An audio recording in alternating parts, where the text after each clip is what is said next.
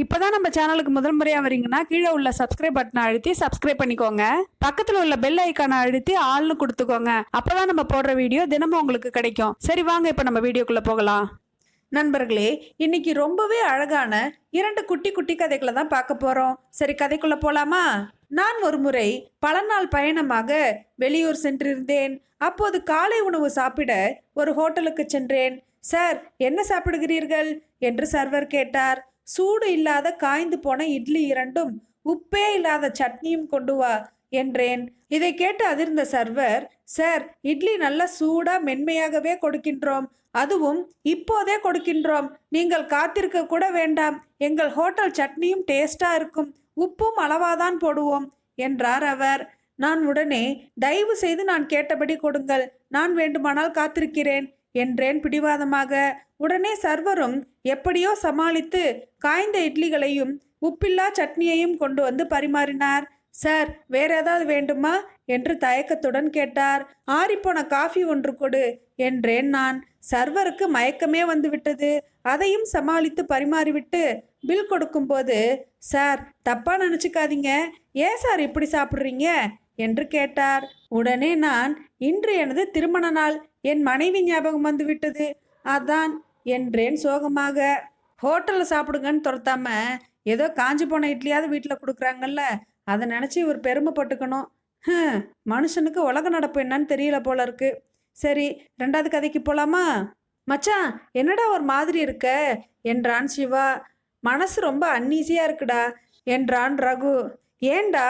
நேற்று ஆஃபீஸ்லேருந்து கிளம்பி நாங்கள் ஃப்ரெண்ட்ஸ் 4 பேர் கிளப்புக்கு போனோம், என் காரில் தான் போனோம் என்றான் ரகு. சரி, ஒரே ஒரு பெக் விஸ்கி அடிக்கலாம்னு போனோம், 1 2 ஆச்சு. சரி, அதுக்கு மேலே வேண்டாம்னு என் கூட வந்தவனெல்லாம் கிளம்பிட்டானுங்க. சரி, நான் இன்னும் ஒரே ஒரு பெக் அடிச்சுட்டு கிளம்பலான்னு தான் நினச்சேன், ஆனால் அது ஒன்னோட நிற்கல என்றான் ரகு. ஸோ நீ என்னதான் சொல்ல வர என்று கேட்டான் சிவா. 1க்கு மேலே 1ன்னு பல பெக் ஆயிடுச்சு. கிளம்பலான்னு நினைக்கிறப்போ பக்கத்தில் இருந்தவன் ஏதோ குடிச்சிட்டு ரொம்ப சந்தோஷமா இருந்த மாதிரி தோணுச்சு. நாமும் அந்த சந்தோஷத்தை அனுபவிக்கலாமேன்னு அதையும் ஒரு பெக் வாங்கி அடித்தேன். ரொம்ப லேட் ஆயிடுச்சு என்றான் ரகு. அடப்பாவி, எப்படா உன் வண்டியை ஓட்டிக்கிட்டு வீட்டுக்கு வந்த என்று கேட்டான் சிவா. நான் என்ன மடையனா? அந்த கிளப் ஓனர், சார், நீங்கள் ரொம்ப ஓவராக குடிச்சிருக்கீங்க, தள்ளாடுறீங்க, வழியில் போலீஸ் செக் பண்ணுறாங்க, உங்களை பிடிச்சு உள்ளே தள்ளிடுவாங்க, நீங்கள் வேணா காரை இங்கேயே விட்டுட்டு பஸ்லையோ இல்லை ஆட்டோலையோ போயிடுங்கன்னு சொன்னார்.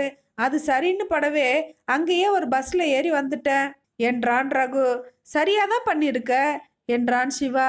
வழியில் போலீஸோட பயங்கர செக்கப், காரில் ஸ்கூட்டரில் வரவனையெல்லாம் பிடிச்சி ஊது ஊதுன்னு உலுக்கிட்டு இருந்தாங்க.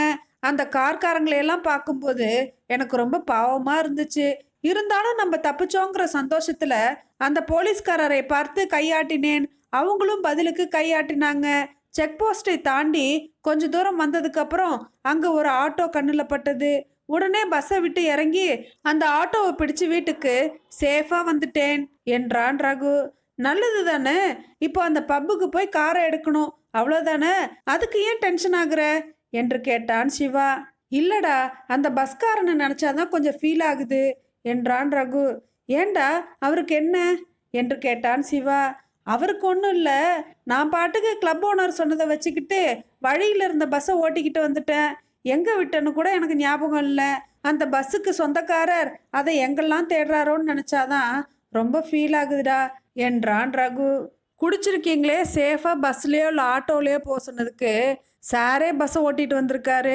அவர் எங்கே விட்டாருன்னு அவருக்கே தெரியல. பாருங்க எப்படி இருக்குன்னு. இந்த 2 காமெடி கதைகளும் உங்களுக்கு கட்டாயம் பிடிச்சிருக்குன்னு நினைக்கிறேன். யாரெல்லாம் சோகமாக இருக்காங்களோ அவங்களுக்கு இந்த கதையை ஷேர் பண்ணுங்கள். இந்த கதை பிடிச்சிருந்தா லைக் பண்ணுங்கள். இந்த கதையை பற்றின கருத்துக்களை கமெண்ட் பாக்ஸில் தெரியப்படுத்துங்க.